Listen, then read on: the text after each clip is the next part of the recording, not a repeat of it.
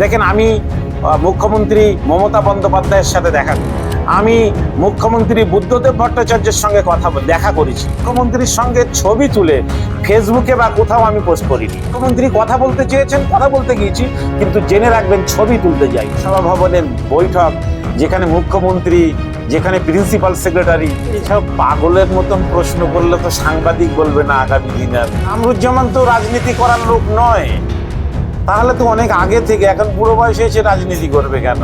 যখন ছাত্র ইয়ং ছিল তখন রাজনীতি করতো, একাধিকবার এমএলএ হতে বলেছে, এমপি হতে বলে টিকিট নিতে বলেছে, তখন রাজনীতি করতাম। এখন রাজনীতি করতে যাব কেন? তখন বেকার ছিলাম, তখন টাকার দরকার ছিল, তখন বাড়ি বাঁধার দরকার ছিল, তখন রাজনীতি করতাম। আমি মনে করি যে রাজনীতি যদি আরো ব্যক্তি বেকার আছে, তোমরা যারা অনেক বেকার ইউটিউবার আছো, সাংবাদিক আছো, তোমরা বরং রাজনীতিতে ভোটে দাঁড়িয়ে যাও, নিজেদের কেরিয়ার তৈরি করে নাও। আলহামদুলিল্লাহ, ওবিসি থেকে ওয়াকফ সংকট ও উত্তরণের পথ, এই বিষয়ের উপরেই আলোচনা হয়েছে। সংখ্যালঘু যুব ফেডারেশন 21টা বছর পেরিয়ে 22 বছরে পদার্পণ করেছে। সংগঠনের কর্মীরা আরও দায়িত্বশীল ভূমিকা এবং অসহায় মানুষের জন্য আপোষহীন লড়াইয়ের প্রতিজ্ঞা নিয়েছে। ফলে বিগত দিন যেমন সংখ্যালঘু যুব ফেডারেশন অনগ্রসর ও পশ্চাৎপদ মানুষের জন্য কাজ করেছে, আগামী দিনেও করবে। ওবিসি নিয়ে আমরা বিভিন্ন বিশ্ববিদ্যালয়ে বিগত দিনে যেমন গিয়েছি, শিক্ষাক্ষেত্রে মুসলিম ছাত্রদের উচ্চশিক্ষার সুযোগ করে দিতে, আগামী দিনেও যাওয়া হবে এবং সেটা কলকাতা থেকে শুরু হবে। আমরা জানি যে ওবিসি নিয়ে যে জটিলতা তৈরি হয়েছে, এই জটিলতা তৈরি হওয়ার জন্যে পুরো দায় কিন্তু রাজ্য সরকার, তার দায় এড়িয়ে যেতে পারে না। রাজ্য সরকারকেই আমরা বলেছি এবং লিখিতভাবে মুখ্যমন্ত্রীকে দিয়েছি এবং আমি বলেছি যে যে কোনো সমাধান সূত্র রাজ্য সরকারকে বার করতে হবে। ওবিসি সংরক্ষণ অনগ্রসর সমাজের মানুষের জন্য একটা সামাজিক ন্যায়, সোশ্যাল জাস্টিস, সেই সোশ্যাল জাস্টিস দেওয়ার দায়িত্ব সরকারের। সরকারকে বুঝতে হবে যে অনগ্রসর মানুষের কিভাবে চাকরি ক্ষেত্রে এবং শিক্ষা ক্ষেত্রে সোশ্যাল জাস্টিস দেবেন। এটা সরকারকেই তার নীতি নির্ধারণ করতে হয়, এটা সরকারকেই করতে হবে। তা না হলে আমরা সমাজের সব স্তরের মানুষকে নিয়ে বৃহত্তর আন্দোলনে নামব। ওয়াকফ নিয়ে অল ইন্ডিয়া মুসলিম পার্সোনাল ল বোর্ড দায়িত্বশীল সংগঠন। গোটা দেশে ওয়াকফ নিয়ে অল ইন্ডিয়া মুসলিম পার্সোনাল ল বোর্ড আন্দোলন করছে। তার পাশে সংখ্যালঘু যুব ফেডারেশন আছে, জমিয়তে ওলামায়ে হিন্দ, জামাতে ইসলামী হিন্দ, জমিয়তে আহলে হাদিস থেকে বেরেলি সমাজের বিভিন্ন সংগঠন, পীর সাহেবরা আছেন, ফুরফুরা শরীফের পীর সাহেবরা আছেন। তারা সবাই পার্সোনাল ল বোর্ডের আন্দোলনের পাশে আছেন। তো ল বোর্ড দেশ জুড়ে আন্দোলন করেছে। পশ্চিমবাংলাতেও বড় বড় সভা সমাবেশ হয়েছে। দুর্ভাগ্যজনক যে আমরা ব্রিগেডে সমাবেশ করতে পারিনি, কিন্তু ব্রিগেডেই কলকাতায় ইনশাল্লাহ সমাবেশ হবে বর্ষার পরে। অনেকেই ভাবছেন যে এখনই হলে ভালো হতো, কিন্তু দুর্যোগের মধ্যে এত বড় প্রোগ্রাম নিয়ে সাধারণ মানুষকে কষ্টের মধ্যে ফেলে দেওয়া যায় না, দায়িত্ব থাকে নেতৃত্বের। তো সেই জন্যে ব্রিগেডেই ইনশাল্লাহ সমাবেশ হবে, বর্ষার পরে হবে। All India Muslim personal law বোর্ডের কয়েকদিন আগে সভা ছিল।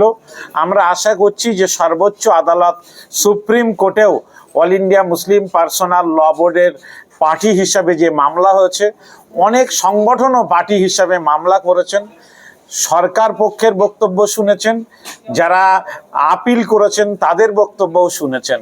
সর্বোচ্চ আদালত খুব তাড়াতাড়ি এই ওয়াকফ বিষয়ে একটা রায় দেবেন। রায় আমাদের পক্ষে গেলে আমরা আদালতকে ধন্যবাদ জানাবো। রায় না পক্ষে গেলে, এই ওয়াকফ আইন রিজেক্ট না হলে, একদিকে যেমন তার আদালতের আবার সর্বোচ্চ বেঞ্চে যাওয়া হবে, ঠিক তার পাশাপাশি দেশ জুড়ে বৃহত্তর আন্দোলন গড়ে তোলা হবে। অল ইন্ডিয়া মুসলিম পার্সোনাল ল বোর্ড সিদ্ধান্ত নিয়েছেন যে খুব তাড়াতাড়ি দিল্লিতে কার্যনির্বাহী কমিটি এবং বিভিন্ন রাজ্যে যারা কাজ করছেন তাদেরকে নিয়েও একটা বৈঠক ডাকবেন। আমরা আশা করছি সেখানে আন্দোলনের পরবর্তী কর্মসূচি নির্ধারণ হবে এবং সেই অনুযায়ী আমাদের আন্দোলন ওয়াকআপ বিষয়ে আন্দোলন এগোবে। ব্রিগেড আন্দোলনটা কোন কাদের ব্যানারে হবে? ব্রিগেড আন্দোলন all India Muslim personal law বোর্ডের ব্যানারেই হবে এবং শুধু ব্রিগেডে নয়, বিভিন্ন জেলাতেও অল ইন্ডিয়া মুসলিম পার্সোনাল ল বোর্ড কনভেনশন করবে, রাউন্ড টেবিল বৈঠক হবে। মুসলিমদের পাশাপাশি সহনাগরিক অমুসলিম যারা সেকুলার ভাই আছেন তাদেরকে নিয়েও কিন্তু ওয়াকআফ এই কালো কানুনের বিরুদ্ধে জনমত গড়ে তোলার কাজটা চলবে। বাঙালি শ্রমিকদেরকে বিভিন্ন রাজ্যে, বিজেপি শাসিত রাজ্যে যেভাবে বাংলাদেশি তকমা দিয়ে তাদেরকে পুশব্যাক করা হচ্ছে, আটক করা হচ্ছে, হেনস্থা, পুলিশি হেনস্থা, মানে সরকারিভাবে হেনস্থা করা হচ্ছে, সেক্ষেত্রে সংখ্যালঘু যুব ফেডারেশন কি ভাবছে বা তাদের জন্য কি করবে? এই বিষয়টা নিয়ে একাধিকবার আমরা প্রতিবাদ করেছি। আপনারা জানেন যে আমরা উৎকল ভবন, যে উড়িষ্যা ভবন, সেখানে আমরা বিক্ষোভ দেখিয়েছি, ডেপুটেশন দিয়েছি। আমরা হরিয়ানা ভবনে গিয়ে সেখানে বিক্ষোভ দেখিয়েছি, ডেপুটেশন দিয়েছি। কিন্তু বিষয়টা যেভাবে এগোচ্ছে, এটা একটা সংগঠন আন্দোলন করে এর সমাধান আনতে পারবে না।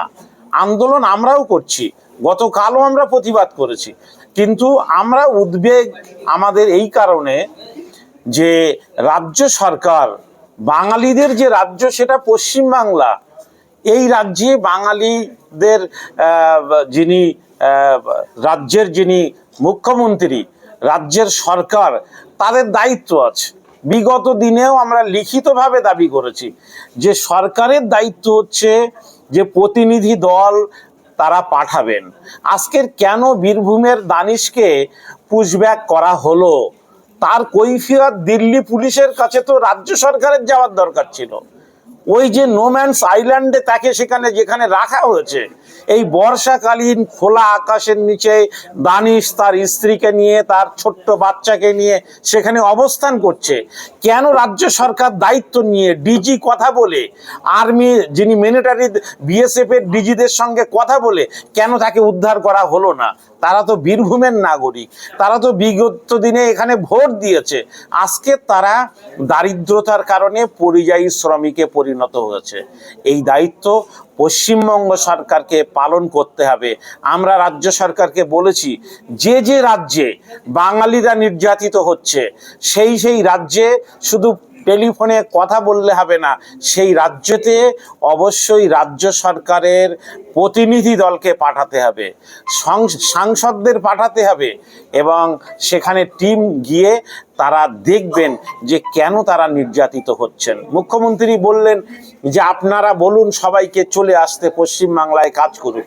কাজের জায়গা কোথায়? কাজ করুন বললেই তো হবে না। আজকের সেই পরিবেশ তৈরি হয়নি। শিল্প সম্মেলন হচ্ছে, কিন্তু শিল্প কোথায় হচ্ছে? এই জায়গাগুলোকে রাজ্য সরকারকে তৈরি করতে হবে। এ দাবি আজকের কনভেনশন থেকেও আমরা রাখছি।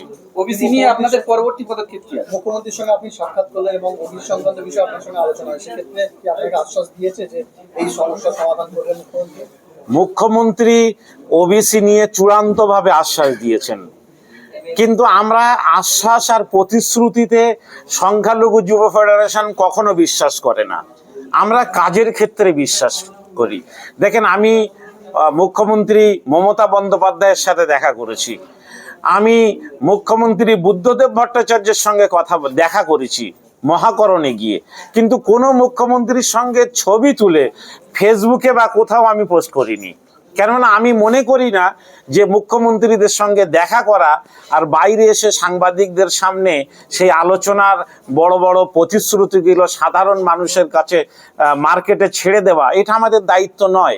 আমরা মুখ্যমন্ত্রীদের সাথে দেখা করি মানুষের বঞ্চনার কথাগুলো সরকারকে জানানো।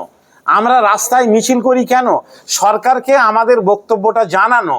মুখ্যমন্ত্রী কথা বলতে চেয়েছেন, কথা বলতে গিয়েছি, কিন্তু জেনে রাখবেন ছবি তুলতে যাইনি, জেনে রাখবেন নিজেদের দাম বাড়াতে যায়নি। তিনি বলেছেন যে ওবিসি নিয়ে আপনারা চিন্তিত হবেন না, আমরা ওবিসির সমস্যার সমাধান করে দেব, কিন্তু মুখ্যমন্ত্রী কোনো সমাধান সূত্র তিনি আমাদেরকে শোনাতে পারেননি। সেই জন্য আপনাদেরকেও ডেকে আমরা ওবিসি নিয়ে মুখ্যমন্ত্রীর সমস্যার সমাধান করে দিচ্ছেন এই কথা বলার প্রয়োজন মনে করিনি। যদি ওই দিন ওই আলোচনায় বসে যেখানে মুখ্যমন্ত্রী ছিলেন এবং প্রশাসনের যিনি প্রধান চিফ সেক্রেটারিও ছিলেন, সেই মিটিংয়ের কিন্তু ওবিসি নিয়ে সমাধান সূত্র বার হয়নি, তাহলে আপনাদেরকে কি জানাবো, কাকে প্রশংসা করব? আমরা বলেছি সমাধান করতে হবে, তিনি বলেছেন সমাধান করব। যেদিন সমাধান হবে সেদিন মুখ্যমন্ত্রীকে প্রশংসা করা হবে। সমাধান না হওয়া পর্যন্ত আমরা মুখ্যমন্ত্রীকেও প্রশংসা করব না, কাউকে প্রশংসা করার জন্য তৈরি হয়নি। অনেকে বলছেন যে বলে যোগ দেবেন, গোপনে বৈঠক করেছে অনেকে বলছেন, কি বলবেন? তারা হয়তো কোনটাকে রাত বলে আর কোনটাকে দিন বলে জানে না।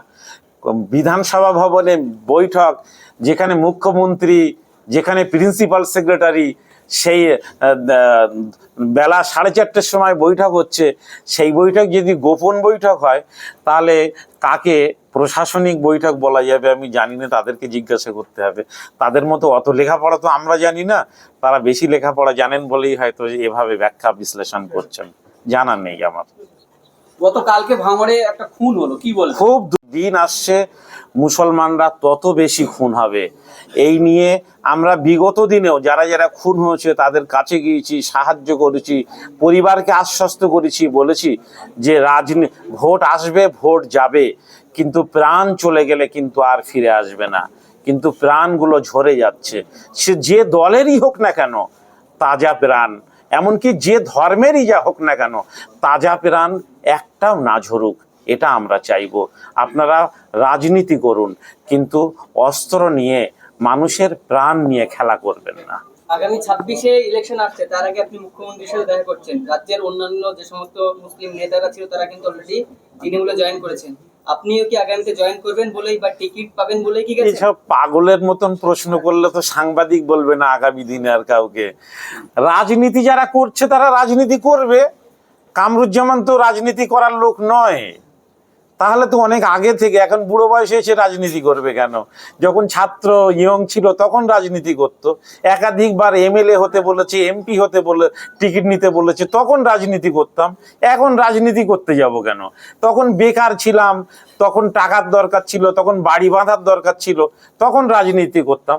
আমি মনে করি যে রাজনীতি যদি আরো ব্যক্তি বেকার আছে, তোমরা যারা অনেক বেকার ইউটিউবার আছো, সাংবাদিক আছো, তোমরা বরং রাজনীতিতে ভোটে দাঁড়িয়ে যাও, নিজেদের কেরিয়ার তৈরি করে নাও। আলহামদুলিল্লাহ, আমার কেরিয়ার আমি যেটুকু চাই আল্লাহর কাছে, আমি সেটুকু নিয়ে আমি সন্তুষ্ট।